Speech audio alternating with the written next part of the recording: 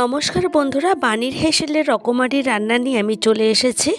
আমার চ্যানেলে তোমাদের সবাইকে স্বাগত জানাই। শীতের দিনে বাজারে গেলে নানান রকম শাকসবজি দেখতে পাই, তার মধ্যে একটি অন্যতম হলো বেথো শাক।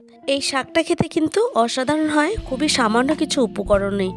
আমি একদম খুবই সহজ পদ্ধতিতে ঘরে থাকা কিছু উপকরণ দিয়ে ঝটপট তৈরি করে নিয়েছি।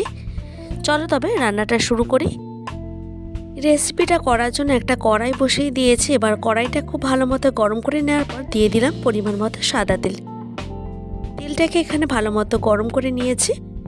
এরপর এর মধ্যে দিয়ে দিচ্ছে হাফ চামচের মতো কালো জিরে। এরপর এর মধ্যে দিয়ে দিচ্ছি দুটো কাঁচা লঙ্কা আর একটা শুকনো লঙ্কা।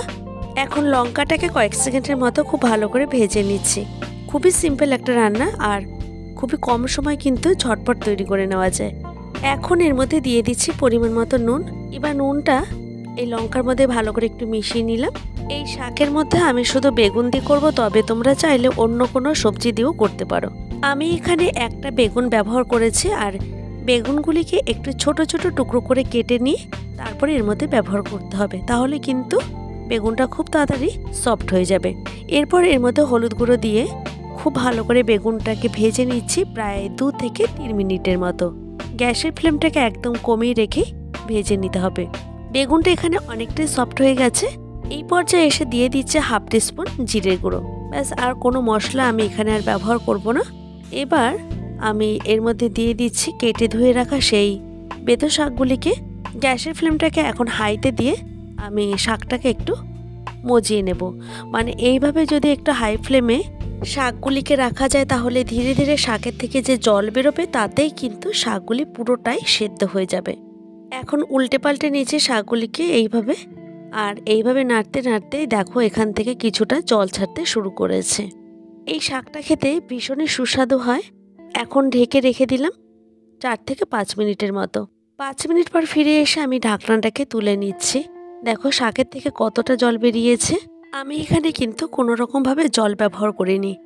এই শাকের থেকে যে জল বেরিয়েছে তাতেই পুরো শাকটা কিন্তু সেদ্ধ হয়ে যাবে। এখন আমি এখানে জলটা টেনে যাওয়া পর্যন্ত অপেক্ষা করব, তাই ভালো করে একটু রান্না করে নিয়েছি। খুবই একটা সিম্পল রেসিপি, সবাই জানে, তবে আমি যেভাবে করে থাকি সেটাই আজকে তোমাদের সাথে শেয়ার করলাম।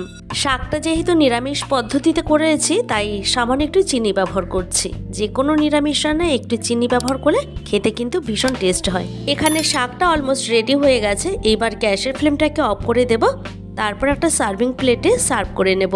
তৈরি করে নিলাম গরম ভাতের সাথে খাওয়ার জন্য দারুণ স্বাদের শাকের একটা রেসিপি।